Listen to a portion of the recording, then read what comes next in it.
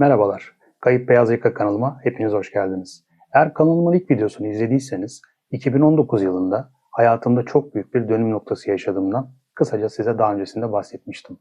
İşte bugün o dönüm noktasının detaylarını konuşmak için sizlerleyim. Yeni videomun konusu İsveç'ten neden dönmek zorunda kaldım ve gerçekten İsveç'te yaşanır mı? Hazırsanız çayınızı kahvenizi alın. Başlıyoruz. İsveç'e gitme planım aslında öyle bir gecede alınmış bir karar değildi. Zamanla şekillendi.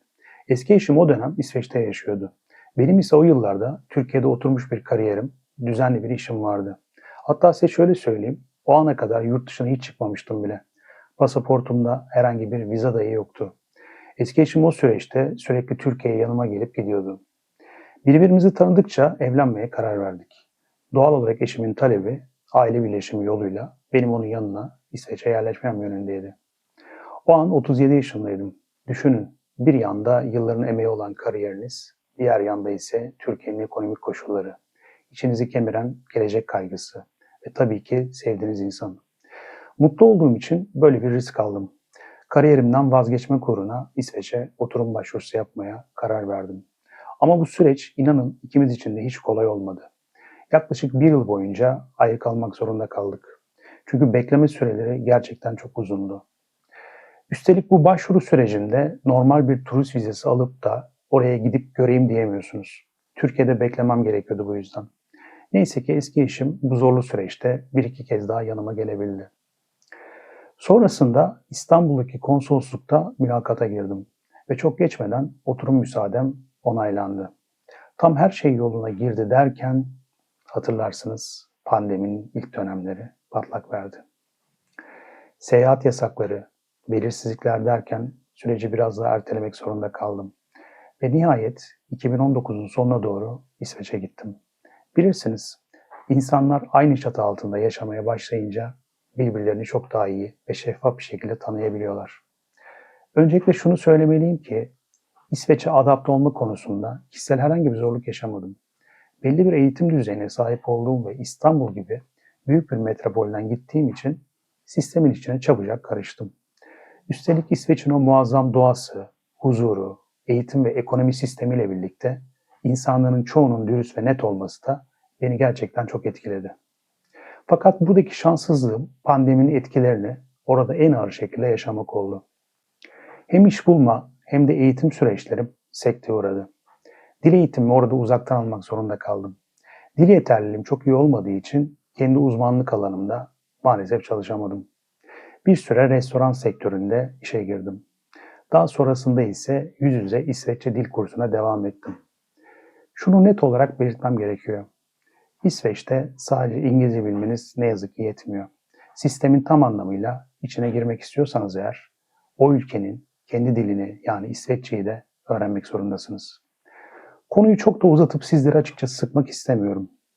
Kısacası evliliğimde mutsuz ve huzursuz olduğum zamanlar yaşamaya başladım. 3 yıl boyunca pes etmeden evliliğimi ve oradaki hayatımı sürdürebilmek için elimden gelen her şeyi yaptım. Fakat günün sonunda bir insan hayattaki en büyük zenginliği biliyorsunuz ki iç huzurudur. Ben de iç huzurumun kalmadığını anladığım için o noktada daha fazla dayanamadığımdan dolayı karşılıklı ve medeni bir şekilde karar vererek boşandık. Ve ben Türkiye'ye kesin dönüş yaptım. Şimdi gelelim o çok merak edilen, o can alıcı soruya. Peki İsveç'te yaşanır mı? Bu tamamen kişiden kişiye değişen bir durum. Bana soracak olursanız ben yine olsa İsveç'te yaşardım. Çünkü sakinliği, doğayı, kışın yağan karı, o çok soğuk havayı seviyorum. Sistemli, kuralları olan bir ülkede yaşamak benim için her zaman bir tercih olmuştur. Belki de doğru kişiyle mutlu olacağım bir evlilik yapsaydım eğer, şu an çok daha farklı bir hayatım olacaktı orada. Kim bilir? Ama objektif olalım ki İsveç ne kadar zengin ve refah seviyesi yüksek bir ülke olsa da bir o kadar da depresif bir ülke. Havanın kışın çok erken kararması, güneşin az yüzünü göstermesi ve insanların genel olarak dışa kapalı olması büyük bir handikap. İskandinav ülkelerinde intihar oranlarının yüksek olmasının sebebi ekonomi değil, yalnızlık hissi ve azalan sosyal etkileşimler. Ayrıca son yıllarda İsveç çok fazla dış göç aldı ve bu durum ülkeyi kriminal suçlar anlamında zora soktu. Avrupa standartlarında suç oranlarının yükselmesi yaşayacakları için akılda bulunması gereken bir diğer eksi yön. Artılarına gelecek olursak, muazzam bir ekonomisi var. Gerçek anlamda bir sosyal devlet. Herkesin birey olarak kabul gördüğü, hukuk ve eğitim sisteminin tıkır tıkır işlediği inanılmaz özgür bir ülke. Aslında İsveç'i, oradaki sistemi ve kültürü çok daha detaylı anlatmak isterdim. Ancak bugünkü videomun amacı sadece hayatımdaki o büyük dönüm noktasını ve oraya gidiş dönüş hikayemi açıkçası sizlerle paylaşmaktı. Evet, beni buraya kadar izlediyseniz, zaman ayırdığınız için hepinize teşekkür ederim.